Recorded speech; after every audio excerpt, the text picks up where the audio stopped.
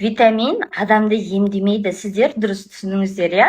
Анау айтты деп, ана витаминді, мынау айтты деп, мына витаминді беберекет шеберуге болмайды. Сіз бірінші анализ тапсырып алып, сізге қандай витаминдер жетіспейді, соны ішсеңіз болады. Бірақ та сіз витаминдерді ішпес бұрын міндетті түрде ағзаңызды тазалаңыз. Таза ағзаға витамин жақсы сіңіп, сіз ол витамин жақсы нәтиже көресіз. Ал егер сіз дұрыс тамақтанбайтын болсаңыз, салауатты өмір салтын сақтанбайтын болсаңыз, сіздің ағзаңыз қатты ластанып жатса, сіздің ішіп жатқан витаминдеріңіз просто так унитазға кетіп жатыр деген сөз. Ол сіздің ағзаңызға сіңбейді. Сондықтан сіз одан айтарлықтай нәтиже көрмейсіз.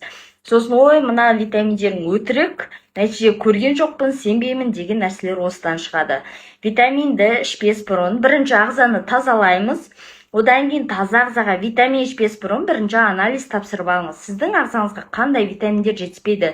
Сосын сол витаминдерді ішу арқылы сіз денсаулығыңызды жақсартасыз. Ауырып ем іздегенше осылай ауырмаудың жолын іздейік.